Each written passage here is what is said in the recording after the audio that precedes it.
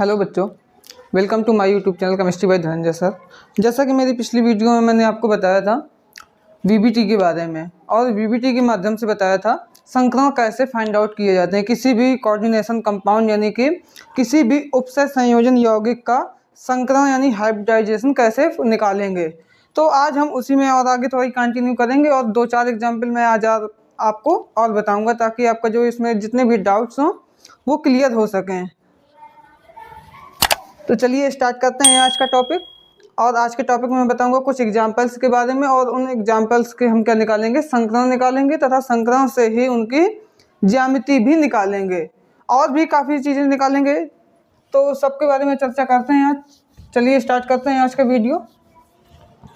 तो पहला हम एग्जाम्पल एक लेते हैं COF6 और इसमें चार्ज लगा है 3- का। तो जैसा कि यदि आप लोगों ने मेरे टेलीग्राम चैनल से जाके PDF डाउनलोड कर लिया होगा, जिसमें मैंने अपलोड किया था वीक लिगैंड और स्ट्रॉन्ग लिगैंड के बारे में, यानी कि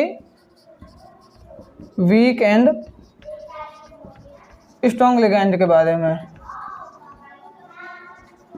इसमें क्या होता है कि जो वीक लिगैंड होते हैं वो संक्रमण यानी कि हाइब्रिडाइजेशन में क्या करते हैं कि जो संकरित कक्षकें बनती हैं, हाइब्रिडाइज सेल बनते हैं, हाइब्रिड वाली सेल जो बनती हैं, हाइब्रिड ऑर्बिटल जो बनते हैं, उनमें क्या करते हैं कि जो वीक लिगैंड होते हैं उन हाइब्रिड सेल में क्या होता है इनमें कि हाइब्रिड सेल में जो हाइब्रिड सेल के पहले जो नॉर्मल सेल होती हैं, नॉर्मल जो सेल होती हैं उनमें जो इलेक्ट्रॉन फिल होते हैं वो होते हैं हुंड के नियम के आधार पर फिल भरे जाते हैं।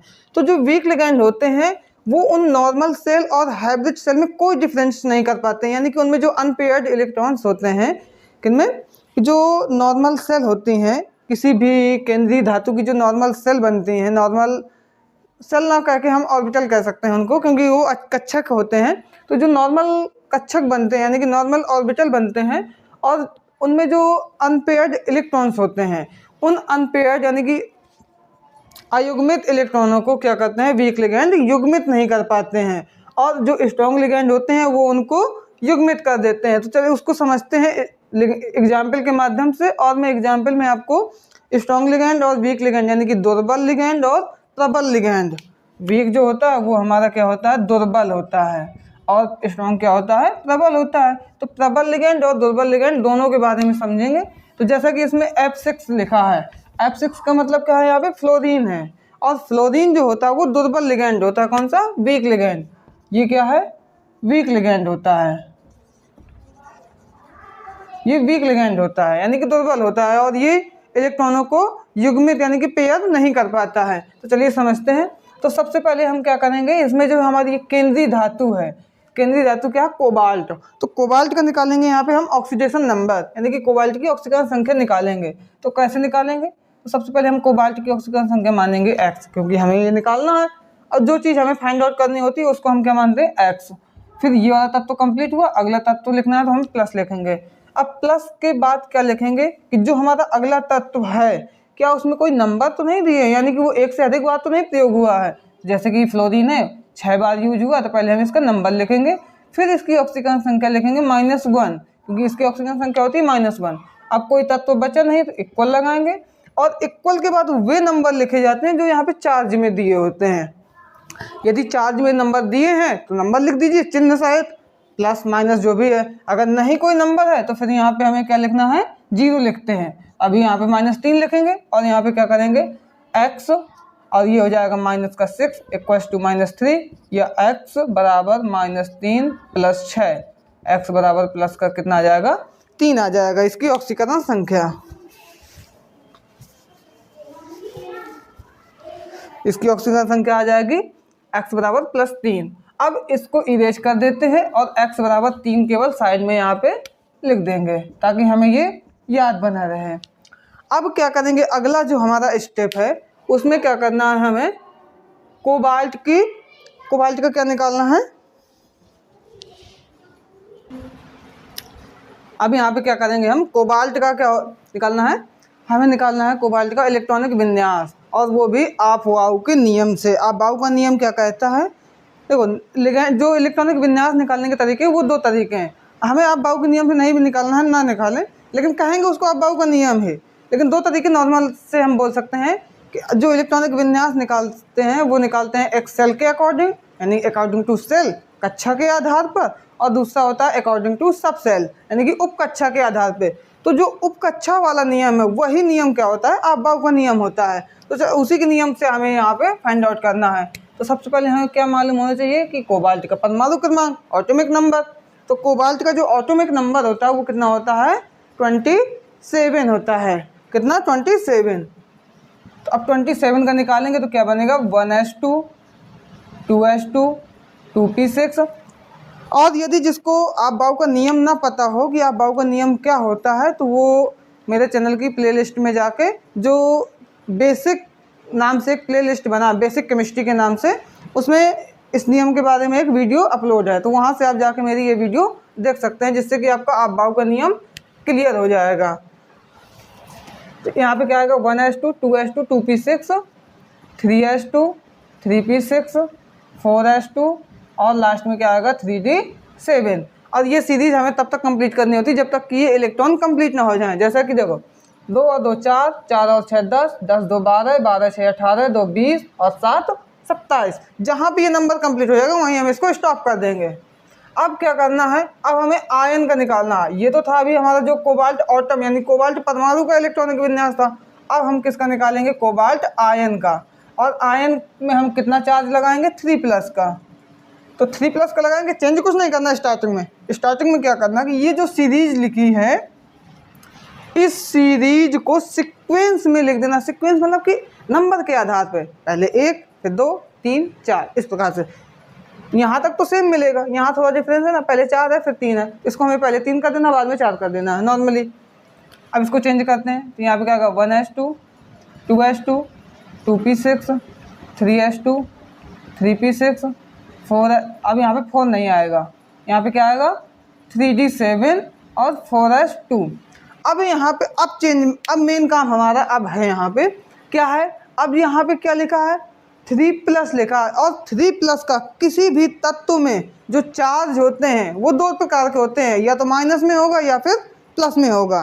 तो यदि चार्ज जो है, यदि आवेश जो है प्लस में है, यदि आवेश प्लस में है तो क्या होता है, उसमें इलेक्ट्रॉन डोनेट किए जाते हैं, यानी कि इलेक्ट्रॉनों का त्याग किया जाता है। और यदि ये चार्ज यानी कि ये जो आवेश है वो माइनस में है तो इलेक्ट्रॉन ग्रहण किए जाते हैं। तो यहाँ पे आवेश कैसा, प्लस में है, तो यहाँ पे इलेक्ट्रॉन क्या होंगे, डोनेट होंगे, यानी कि इलेक्ट्रॉन इससे बाहर जाएंगे। कितने, 3। अब 3 इलेक्ट्रॉन हम बाहर, अगर मान लो कि हमें किसी को बाहर करना है और एक लाइन लगी है तो लाइन में सबसे पहले हम बाहर वाले व्यक्ति को ही बाहर करेंगे। ऐसा तो नहीं कि जो पहले हो उसको बाहर कर दे, लाइन से जो लास्ट में पहले उसको बाहर करेंगे, फिर यदि और बाहर करना है तो फिर उसके आगे वाले को, फिर उसके आगे, ऐसे एक क्रम से। तो वही प्रक्रिया यहाँ पे भी। अब हमें इससे 3 इलेक्ट्रॉन बाहर करने हैं। तो 3 इलेक्ट्रॉन सबसे पहले हम 4 कक्षाएँ हैं इसमें, तो 4 कक्षा में सबसे पहले हम इससे बाहर करेंगे, फिर यदि कुछ और बचे तो हम इससे बाहर करेंगे, फिर यदि कुछ और बचे तो इससे बाहर करेंगे, ऐसे एक क्रम से बाहर करेंगे। तो 2 इलेक्ट्रॉन तो हमारे इसमें बाहर हो गए। अब हमें फिर भी 1 इलेक्ट्रॉन बाहर करना है, तो वो इलेक्ट्रॉन हम इससे बाहर कर देंगे। तो कितने बचेंगे, यहाँ पे 6 बचेंगे। और एक काम और एक करना है, जब भी संक्रमण निकालें तो 3D के बाद 4s है, 4s को दिक्कत नहीं है। 4s का तो एक सेल आपको और, यानी कि एक कक्षा का और आपको खाली लेना है। तो 4s के बाद क्या होता है, 4p होता है। तो इसको भी 0 में ले लेना है। बाई चांस काम भी आ सकता है, ना काम आए, यदि आए तो उसको बाद में हटा भी सकते हैं, लेकिन स्टार्टिंग में आपको उसको रख लेना है ताकि आगे दिक्कत ना हो। अब क्या करना है कि ये जो D है, यानी कि ये जो D कक्षक है, ये D कक्षक ही इसमें मेन रोल अदा करता है। कैसे कि ये जो D कक्षक से लेके इधर की बाहर की कक्षकें हैं, ये क्या कहलाती हैं, बाह्य कक्षकें कहलाती हैं। ये कहलाती हैं बाह्य कक्षकें। और यहाँ से ये कक्षकें क्या कहलाती हैं, आंतरिक कक्षकें कहलाती हैं। ये जो बाह्य कक्षकें हैं यही संक्रमण में भाग लेती हैं। अब संक्रमण में भाग कैसे लेंगे, हमें इनका क्या करना है, ऑर्बिटल के रूप में इनको कन्वर्ट करना है। यानी कि इनमें किसमें कितने ऑर्बिटल होते हैं, जैसे कि 3D है तो D में कितने ऑर्बिटल होंगे, 5 ऑर्बिटल होते हैं। तो यहाँ पे हमने 5 ऑर्बिटल बना दिए इस प्रकार से। S में कितने होते हैं, 1 ऑर्बिटल होता है। और P में कितने होते हैं, 3 ऑर्बिटल होते हैं। अब इसमें जिसमें जितने इलेक्ट्रॉन है उनको भरना है। तो यहाँ पे D में कितने इलेक्ट्रॉन थे, पहले 7 थे, लेकिन 1 निकलने के बाद कितने बचे थे, 6 बचे थे। तो 6 इलेक्ट्रॉन कैसे भरेंगे, हुंड के नियम के आधार पर, पहले एक इलेक्ट्रॉन ऊपर की ओर, फिर बचता है तो नीचे की ओर, तो छठवां इलेक्ट्रॉन भी यहीं आएगा। इनमें तो कोई इलेक्ट्रॉन है नहीं, तो ये खाली रहेंगे। अब क्या है, ये जो हमने इलेक्ट्रॉन भरे हैं ये कौन सी अवस्था में भरे हैं, सामान्य अवस्था में, ये सामान्य अवस्था में भरे जाते हैं। अब इसके बाद क्या करना है कि ये देखना है कि लिगैंड कैसा है, इसमें लिगैंड कैसा है। यहाँ पे दुर्बल लिगैंड था तो लिखना पड़ेगा हमें, यहाँ पे लिखेंगे दुर्बल फ्लोरो लिगैंड, यानी कि दुर्बल एफ लिगैंड के कारण अतिव्यापन, इतना लिख देना है। अब यहाँ पे कौन सी अवस्था हो जाएगी, उत्तेजित अवस्था इनकी बनेगी, उत्तेजित अवस्था बनेगी। अब उत्तेजित अवस्था में क्या होता है कि यदि ये दुर्बल की जगह यहाँ पे प्रबल लिगैंड होता, कौन सा, प्रबल लिगैंड होता, तो प्रबल लिगैंड में ये जो अनपेयर्ड यानी कि अयुग्मित इलेक्ट्रॉन, अयुग्मित का मतलब सिंगल इलेक्ट्रॉन और युग्मित का मतलब कि डबल इलेक्ट्रॉन, तो ये जो अयुग्मित इलेक्ट्रॉन है वो प्रबल लिगैंड इनको क्या कर देता है, युग्मित कर देता है। बट इसमें क्या होता है कि जब भी कभी ये दुर्बल लिगैंड होगा तो दुर्बल लिगैंड क्या करता है, उनको अयुग्मित नहीं कर पाता, यानी कि ये जैसे हैं वही। दुर्बल लिगैंड में सीधा आपको एक बात याद कर रखनी है कि जो डायरेक्ट यानी कि जो डायग्राम ये वाला जो फिगर आप सामान्य अवस्था में बनाएंगे सेम वही, सेम टू सेम, कोई डिफरेंस नहीं, सेम टू सेम बिल्कुल उत्तेजित अवस्था में भी वही आपको बना देना है। तो नॉर्मल वही चीज़ बना देनी है। ये हो जाएगा हमारा डी का, इस प्रकार था। अब देखो हमारे पास खाली कक्षकें कितनी हैं, हमारे पास कितनी खाली कक्षकें हैं, 1 2 3 4, जबकि हमें चाहिए कितनी है, ये कैसे पता करेंगे, लिगैंड कितने थे हमारे पास, 6 लिगैंड हैं, हमें खाली कक्षकें भी 6 चाहिए, 6 तो ये है नहीं, हम खाली कक्षकें कैसे लेंगे। अब यहाँ पे देखो हमें 4D की भी आवश्यकता होगी, तो 4D भी हम ले लेंगे। तो यहाँ पे इसमें कितने होते हैं, 5 होते हैं, जबकि देखो 5 ज़्यादा हो जाएगा क्योंकि 5 और 4 9, जबकि चाहिए थे हमें 6, तो हमें जितने इसके आवश्यक होंगे 4 तो यहाँ पे मिल गए, 4 का 2 की ज़रूरत और है तो हम केवल इससे 2 ही लेंगे। यहाँ पे उत्तेजित अवस्था में से तो हम इसके 2 रख देंगे, चाहो तो आप पूरे भी रख दो, कोई दिक्कत नहीं है, लेकिन इलेक्ट्रॉन केवल 2 को ही दिए जाएंगे। अब यहाँ पे क्या करना है कि जितनी ये खाली कक्षकें हैं सभी खाली कक्षकों के नीचे इलेक्ट्रॉन ये लिगैंड रख देना है, एफ लिगैंड, मतलब इससे कुछ 6 ही लिखने हैं, ज़्यादा नहीं लिखने हैं। ये हो गया। अब इसके बाद इनसे ऐसे ऊपर की तरफ एरो लगा देना है और इसमें इलेक्ट्रॉन इस प्रकार से भर देने हैं। ये हो गया। अब ये देखिए कि किस कक्षक के कितने ऑर्बिटल ने भाग लिया। सबसे पहले किसने भाग लिया, एस ऑर्बिटल ने, तो हम यहाँ पे लिखेंगे नीचे एस, एक एक्स है एक ही लिखेंगे। फिर एस के बाद पी के कितने ने लिया भाग, 3 ने, तो यहाँ पे हम P3 लिख देंगे। फिर पी के बाद ये डी था तो डी के कितने ने भाग लिया है, 2 ने, तो D2। तो हमारा संक्रमण कौन सा निकल के आएगा, sp3d2 संक्रमण। ये हमारा क्या होगा, संक्रमण फाइंड आउट हो गया। अब यहाँ पे संक्रमण में कौन सा वो बनेगा, तो यदि कभी D2sp3 संक्रमण आए या फिर sp3d2 संक्रमण आए, यदि इन दोनों में से कोई भी एक संक्रमण आता है तो वहाँ पे कौन सी ज्यामिति बनेगी, अष्टफल की ज्यामिति बनती है, अष्टफल की ज्यामिति बनती है। और क्या क्या निकाल सकते हैं हम, यहाँ पे देखो ये भी बता सकते हैं इसमें कौन सा चुंबकीय गुण है, यानी कि ये चुंबकीय गुण 2 प्रकार के होते हैं, कौन कौन से, ये तो पता ही होगा आप लोगों को।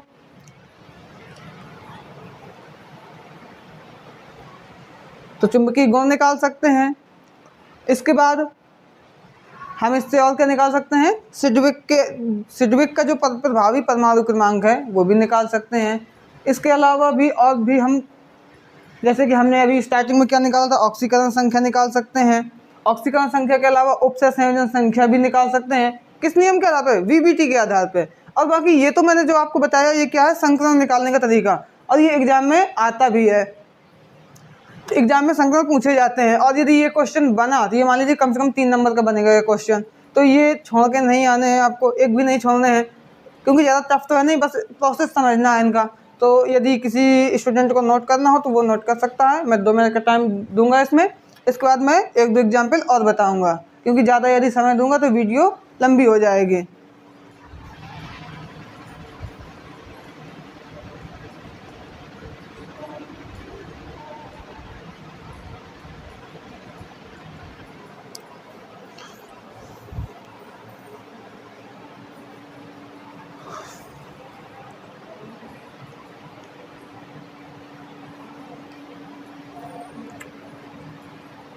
तो चलिए वीडियो को पॉज करके भी इसको नोट कर सकते हैं, उसमें समय क्या देना है। वीडियो को पॉज करिए वहीं पे और उसको नोट कर लीजिए। अब अगला एग्जाम्पल देखते हैं, नहीं तो फिर ऐसे में वीडियो ज़्यादा लंबी हो जाएगी। अब एक दूसरा एग्जाम्पल भी देख लेते हैं। ये था वीक लिगेंड यानी कि दुर्बल के आधार पे, अब एक प्रबल के आधार पे भी देख लेते हैं।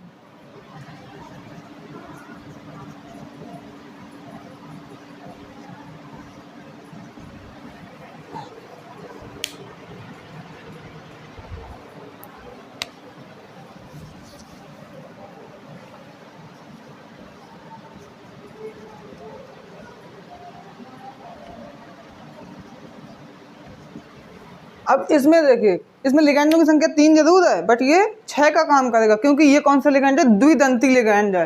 प्रबल के साथ साथ ये द्विदंती है, तो वो भी अलग बता दूंगा कैसे होता है। अब इसमें सबसे पहले क्या निकालना है, हमें कोबाल्ट की ऑक्सीकरण संख्या निकालनी है। तो कोबाल्ट की हम X लिखेंगे, फिर प्लस, फिर अगला लिगेंड हमारा क्या है, C2O4 है, इसकी संख्या है 3 और इसकी ऑक्सीकरण संख्या होती है -2, फिर इक्वल और यहाँ पे लिखेंगे -3। ये क्या बनेगा, x -6 बराबर -3 या x बराबर 6 -3, x बराबर +3। इसको यहाँ पे नोट कर देंगे और इसको यहाँ से इरेज कर देंगे। अब आगे वही प्रोसेस सेम। सबसे पहले क्या करेंगे, कोबाल्ट का निकालेंगे विन्यास। कोबाल्ट का कितना होता है 27, वही process 1s2 2s2 2p6 3s2 3p6 4s2 और 3d7। ये तो हो गया कोबाल्ट एटम का, कोबाल्ट परमाणु का। अब निकालेंगे कोबाल्ट आयन का। आयन में कितना चार्ज आएगा 3+। वही प्रोसेस, इसको सीक्वेंस में लिख देना 1s2 2s2 2p6 3s2 3p6 3d7 4s2। अब इसमें कितने क्या करने हैं, इलेक्ट्रॉन लेस करने 3। तो सबसे पहले 2 इलेक्ट्रॉन तो हम यहाँ पे लेस कर देंगे और 1 इलेक्ट्रॉन इसमें लेस कर देंगे और एक कक्षक हम खाली में ले लेंगे। देखो इसके आगे ले सकते हैं 4d भी होता है, अगर रिक्वायरमेंट बनती यानी कि आवश्यक है तो ले लेंगे। अभी वैसे इसमें आवश्यक नहीं होगा क्योंकि ये प्रबल लिगेंड है और प्रबल लिगेंड क्या करेगा, इनको पेयर्ड कर देगा जो इसमें अनपेयर्ड इलेक्ट्रॉन होंगे। तो यहाँ पे 0 लिख दिया है, यहाँ पे 6 आएगा। अब क्या करेंगे, इसमें वही प्रोसेस, ये आंतरिक कक्षकें, आंतरिक कक्षकें और ये क्या हैं, बाह्य कक्षकें, और बाह्य कक्षकें ही संक्रमण में भाग लेती हैं, ये बाह्य कक्षकें। अब इसमें क्या करेंगे, हम इनको ऑर्बिटल के रूप में कन्वर्ट कर देंगे। तो इसमें कितने ऑर्बिटल होंगे, 5। इसमें 1 होगा और इसमें 3 ऑर्बिटल। इलेक्ट्रॉन भरेंगे 1 2 3 4 5 और ये 6। इनमें तो 0 है, वो खाली रहेंगे। और ये कौन सी अवस्था है, सामान्य अवस्था। इसके बाद क्या करेंगे, यहाँ पे लिखेंगे प्रबल C2O4 लिगैंड द्वारा अतिव्यापन, ये लिखेंगे। और यहाँ पे फिर उत्तेजित अवस्था में अब इनको कन्वर्ट करेंगे, उत्तेजित अवस्था। अब यहाँ पे देखो क्या है, प्रबल, तो प्रबल क्या करेगा, इन ये जो अयुग्मित इलेक्ट्रॉन है इनको युग्मित कर देगा। अब यहाँ पे ये चेंज हो जाएगा, तो ये क्या हो जाएगा, कुछ इस प्रकार से आ जाएगा। अब ये देखो यहाँ से दोनों इलेक्ट्रॉन, ये एक इसमें आ जाएगा और एक इलेक्ट्रॉन इसमें, तो ये 2 कक्षकें खाली हो जाएंगे और एक ये खाली है, 3 ये खाली हैं। हमें कितनी चाहिए थी, 6, क्योंकि ये द्विदंती है। एक लिगेंड दो कक्षकों को इलेक्ट्रॉन देगा, यानी कि 1 2 को कवर करेगा। तो इनके लिए 1 हो गया, इनके लिए 1 हो गया और इनके लिए 1 हो गया, 3 हो गए। तो इस प्रकार हम 6 कक्षकें खाली लेंगे और यहाँ पे लिख देंगे उनके नीचे C2O4 और इसमें एरो लगा देंगे दोनों के लिए 1 1 इस प्रकार से। फिर यहाँ पे लिखेंगे C2O4 एक एरो इधर, एक एरो इधर। मतलब एरो का मतलब ये है कि ये जो C2O4 है इन दोनों को इलेक्ट्रॉन दे रहा है, इसलिए मैं एरो लगा रहा हूँ। आप चाहो तो ना भी लगाओ, कोई दिक्कत नहीं है, बट लगा देंगे तो ज़्यादा बेटर होगा। और यहाँ पे फिर इलेक्ट्रॉन भर देंगे, चाहो तो ऐसे कर दें या तो फिर ऐसे भी इलेक्ट्रॉन भर देंगे, लेकिन थोड़ा अलग होना चाहिए। तो फिर आप इसको कलर से भर सकते हैं, इस प्रकार भर सकते हैं अलग कलर से, ताकि उसमें पहचान हो जाएगी कि हमने इन कक्षकों को इलेक्ट्रॉन लिगैंड के माध्यम से दिए हैं। और बाद में इनको अलग भी दिखा सकते हैं आप, संकृत कक्षकें यहाँ पे लिख के संकृत कक्षकें, इन सबको एक साथ भी दिखा सकते हैं ऐसे, सब कक्षकों को। ये 2 हो गई, इसके बाद ये तीसरी, और ये इस प्रकार दिखा देंगे। यहाँ से इसमें एरो का निशान लगाएंगे, यहाँ पे इलेक्ट्रॉन भर देंगे, ये इसका और ये इसका, इस प्रकार भी दिखा सकते हैं। अब ये देखो, ये 2 कक्षकें किसकी थी, डी की थी, तो यहाँ पे हम लिखेंगे D2। ये किसकी थी, S की थी, और ये P की कितनी है, 3। यहाँ पे D2sp3 संकरण बना, ये हमारा क्या है, संकरण। और इसमें ज्यामिति वही आएगी अष्टफल की,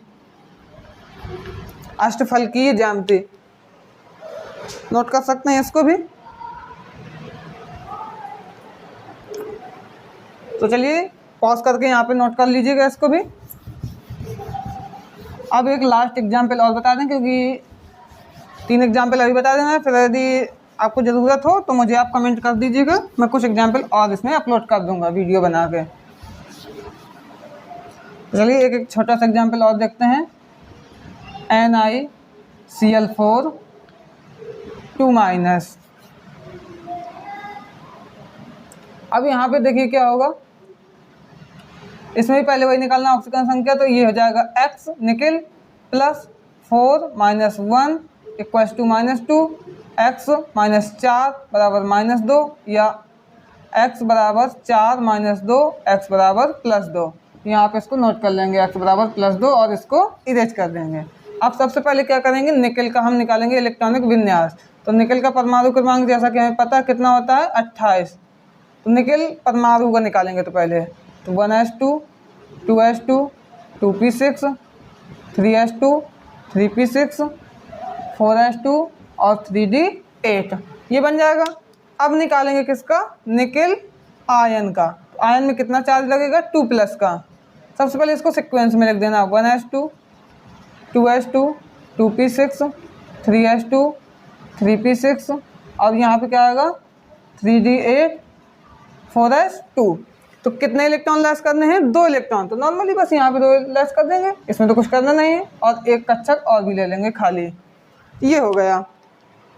अब क्या करेंगे, वही सेम प्रोसेस, ये हो गई आंतरिक कक्षकें, ये बाह्य कक्षकें, और यही बाह्य कक्षकें क्या करेंगी, संक्रमण में भाग लेंगी। तो कन्वर्ट करेंगे इसको, ये कितने हो गए, 4, और एक ये 5, एक ये हो गया, और एक ये 3 हो गए।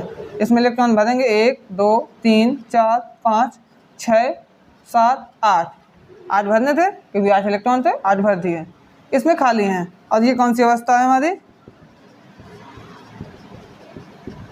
सामान्य अवस्था।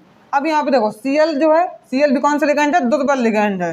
यहाँ पे लिखेंगे, सॉरी, दुर्बल Cl लिगैंड द्वारा अतिव्यापन, ये हो जाएगा। अब यहाँ पे लिखेंगे उत्तेजित अवस्था,